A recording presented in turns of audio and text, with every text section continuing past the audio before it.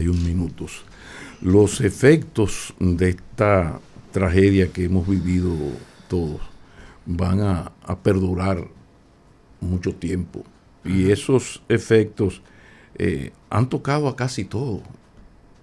Pero además, esta tragedia tiene muchos aprendizajes y es de sabios aprender de errores propios o ajenos. Entonces, ahora que yo la verdad que no sé qué dirán ustedes, pero yo no recuerdo una época donde haya transcurrido una semana con tanto pesar colectivo de todas las clases sociales. Uh-huh. Aquí han ocurrido dramas terribles. Eso de Poliplas fue una cosa diabólica. Sí. El infierno de la cárcel de Higüey. 135 seres humanos murieron. San Cristóbal. San Cristóbal. Pero como esto no. Y la explicación, entre otras razones, tiene que ver con el sentido policlasista, porque es que todos los grupos sociales, desde el más humilde camarero, ayudante de camarero, hasta el choferes más encumbrado, los choferes que en algún momento estaban ahí, entró y en el momento que entró. Esto nos ha golpeado a todos. Entonces, ante tanto dolor, quizás lo más sano es buscar aprendizajes. Todo esto que ha ocurrido tiene sus aprendizajes. Aprendizaje para las autoridades, porque hay unas instituciones que debieron velar porque ese establecimiento estuviese en buenas condiciones. Los propietarios de los establecimientos donde ocurren este tipo de tragedia. Esto tiene aprendizajes, pero también tiene aprendizajes para usted y para mí, para todos nosotros, que es un poco esa reflexión que hoy veo de manera, no es muy común que Leonel Fernández lo haga, pero escribe hoy el expresidente Fernández un artículo muy hermoso sobre esto mismo de el valor de la vida. El valor de la vida, porque el aprendizaje de todo esto. Filosofa ahí. Sí, y que está muy bien porque deja salir la parte humana. Que es un hombre cuando se aleja del sentido humano de la existencia. Usted no es nada. Usted respira, usted está vivo, pero usted está muerto. Lo que pasa es que no le ha llegado el email que le diga que ya usted murió. Entonces, a mí me parece que el aprendizaje mayor fuera de la parte jurídica que ya comenzó toda la parte de buscar responsabilidades, buscar preguntas, que son las preguntas que todos nos hacemos. ¿Cómo pudo? Hay que felicitar a Pablo Ulloa por el instructivo que publicó, de qué hay que hacer ahora. Sí, o sea, ¿qué debe hacer una persona que ha sido víctima de esta tragedia? Un familiar. ¿Cuáles son los pasos que debe dar? Pero que en esto y lo hace Pablo Ulloa muy bien. Pero que en esto yo no tengo ninguna duda de que ahora sí las autoridades, bajo este nivel de presión que hay sobre ellas, aquí las cosas se van a hacer como deben ser, en términos de protección a las víctimas, pero también en lo que tiene que ver con la justicia tiene que dar respuestas. No somos usted ni nosotros aquí, ni yo, ni nadie. Usted no es juez. Es la justicia la que va a determinar las respuestas de tantas preguntas como todos tenemos. Hay que ir anunciando que estos casos toman años. La solución de estos casos, donde hay 226 y hay 4 todavía en estado delicado, que podrían subir lamentablemente, estos son asuntos muy largos. Ahora, ¿qué es lo importante? Bueno, que todo parece indicar, y el Ministerio Público ya arrancó su trabajo, la presidencia, además de que hay un departamento responsable para estas cosas, creó una comisión técnica, la parte técnica, que es en la cual se puede sustentar, apoyar la parte jurídica. Ahora, amén de estas cosas que, insisto, fuimos pasando de la recuperación de los cuerpos, ahora estamos en esta parte de la justicia, las demandas, y ahí está el defensor del pueblo, la víctima que se sienta que no está siendo tratada debidamente, ahí está defensor del pueblo el 27 de febrero, que hay todo un equipo designado para esos seguimientos. Ahora, también está el asunto del aprendizaje en términos de la vida. Caramba, qué pocas cosas somos. Cómo en un segundo a usted se le transforma la vida, pierde lo más querido. Entonces estas cosas tienen que llevarnos a todos, y más ahora que ha coincidido a la semana de esta desgracia, comienza la Semana Santa. Es un tiempo para aprovechar, para reflexionar cada quien y definir qué carajo es lo realmente importante. ¿Qué es lo importante? Yo recuerdo un gran autor español que trabajó mucho con las personas, y hablo de Pablo Dors.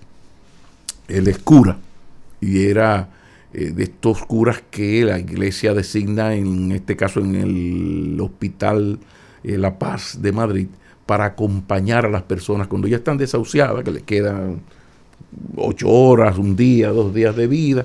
Entonces él acompañaba eso tiene un valor terrible, que usted lo acompañe, un cura bien formado, humanista, en ese momento terrible. Y él cuenta que cuando él preguntaba, bueno, ¿qué usted tiene para decirme? ¿Cuál es el aprendizaje de su vida? La inmensa mayoría lo que decía, caramba, yo no supe diferenciar de lo fundamental de lo importante. Yo hubiese dado lo que no tengo por haber pasado más tiempo con mi familia. Yo hubiese dado lo que no tengo, echar el tiempo hacia atrás y entender que yo, por estar trabajando a veces más de la cuenta, no compartí con mis hijos. Sobre todo ustedes saben que los hijos, hay una cercanía que se va rompiendo con la adolescencia, porque el muchacho ya tiene su mundo. Los hijos no son tus hijos, sino hijos e hijas de la vida, decía Gibran. Y ese cura, Pablo Dors, desde su experiencia, decía que la inmensa mayoría de lo que me hablaba era del tiempo. Y hay un poema que se dice erróneamente que es de Borges, que habla de si pudiese vivir nuevamente mi vida. Y ahí dice, caramba, yo perdería más el tiempo. Entonces, quizás este golpe debe llevarnos a muchas cosas, pero además de las que cito, me detengo en lo del aprendizaje, de definir qué es lo importante, porque yo sé que hay una parte de la población que esto no le toca. ¿Por qué? Bueno, porque cuando se trata de usted salir a ganarse el pan de sus hijos, ese monto económico fundamental para que su familia viva en dignidad, ahí no vale psicólogo que nos ayude. Pero yo me refiero a esa clase media alta, el rico, que no toma en cuenta que es mejor no comprar el Audi y quedarse con el Toyota Camry y poder comer 2 veces y hasta 3 con sus hijos cada día. Y los mayores recordamos con cuánta ternura ahora, con cuánta ternura los mayores recordamos el privilegio que tuvimos de desayunarnos con el papá, almorzar con el papá y cenar con papá. Y con mamá, por supuesto. Entonces tú dices, pero, coño, ahora es que somos pobres. Ahora que somos menos pobres que nunca. No, pues ahora es que somos pobres. O sea, como cada quien tiene su anécdota, pero yo recuerdo a mi padre que tenía una salud de hierro, que él llegaba y él se desayunaba con un vaso de leche y 2 huevos. Entonces él se tomaba la leche y cuando terminaba de tomarse la leche decía, Yolanda, no le des esa leche a los muchachos que está dañada. Entonces mi madre le echaba un boche a mi papá. Dice, pero Carlito, si ves que está dañada, ¿por qué te la tomaste? Entonces uno se crió oyendo ese pleito maravilloso entre tu padre. Pero coño, si estaba dañada. Ah, no, pero él rápido se tenía que ir para la escuela. Entonces yo hago la anécdota, pero cada uno de ustedes tiene la suya. Cada quien tiene la suya. O ese mediodía se lo voy a decir a tu papá. Entonces después de la comida, se lo voy a decir a su papá como...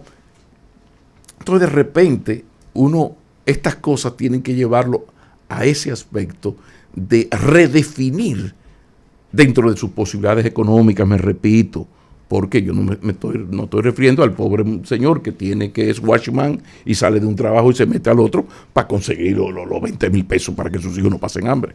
Yo estoy hablando de esa clase media alta, o la clase altísima, que a veces se descuida en eso. Y luego cuando llega el momento de las sombras, viene ese lamento. Pero quizás hay algo, además de esto, que tiene que ver con el homenaje. Yo no sé qué les parece a ustedes, pero para mí ha sido maravilloso ver el gran homenaje, merecidísimo homenaje que ha recibido Ruby Pérez. Sí, señor. O sea, todo el que tenía un audio, un video, una foto, los canales de televisión han ido a su hemeroteca, videoteca, a buscar el programa, las declaraciones, la vez que entrevistaste a Ruby.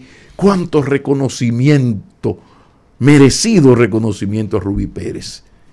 Qué hermoso ha sido todo esto. El presidente de la República, el ministro de Cultura, en pleno Teatro Nacional, dando el último adiós a Ruby Pérez. Entonces vamos a aprender de nuestros olvidos. Esta tragedia que nos ha marcado a todos permitió que el pueblo dominicano, el pueblo latinoamericano, rindiera el merecidísimo homenaje a Ruby Pérez. Entonces yo le quiero enviar la siguiente propuesta al ministro de Cultura, Roberto Ángel Salcedo. Nosotros tenemos nuestros grandes hombres de las letras, de la música, que están ahí. La música popular dominicana, no se puede escribir la historia de la música popular dominicana sin mencionar el nombre de Wilfrido Vargas. Y Wilfrido está ahí, ya viejecito, ahora ya camina lerdo, pero ahí está Cuco Baloy. Claro, Cuco es un jovencito de 94, porque tiene un alma, pero ahí está Cuco. Pero también los que no son tan mayores, pero tampoco son muchachos, como Fernando Villalona. El mismo Sergio, son hombres cercanos a los 70 años ya. Perdóname, Sergio. Entonces yo creo que debemos aprovechar, y estoy hablando del arte popular, pero en la literatura nos ocurre igual.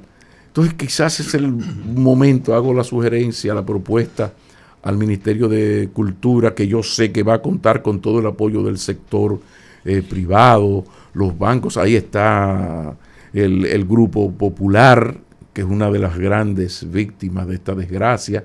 Está el Banreservas, que también BHD, los grupos financieros también perdieron y tienen una tradición de solidaridad en estos casos. Pues yo le hago la propuesta al Ministerio de Cultura para que comencemos a buscar, a rescatar los grandes héroes de nuestra música popular, de nuestra cultura. Y hasta extiendo eso a presidencia para otros sectores no de la cultura.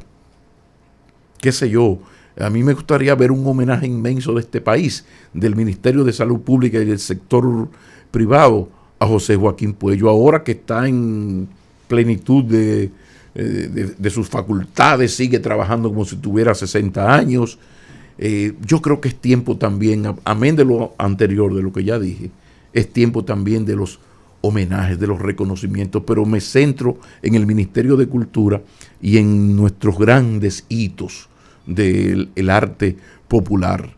Como ya que se nos fue el caballo mayor, la industria nacional de la alegría, ese Johnny Ventura, que ya se nos fue Johnny Ventura. Pero ahí están los demás, y pienso, insisto, en el otro gran nombre del merengue, que es ese Wilfrido Vargas, pero ahí está Dionis Fernández, el maestro Dionis Fernández, que no estaba al frente, estaba a la izquierda en su piano, pero es el gran arreglista, el gran promotor. Yo creo que tenemos que aprovechar para que esta desgracia que nos ha tocado a todos, sacar provecho, obtener aprendizajes, y entre los muchos aprendizajes institucionales,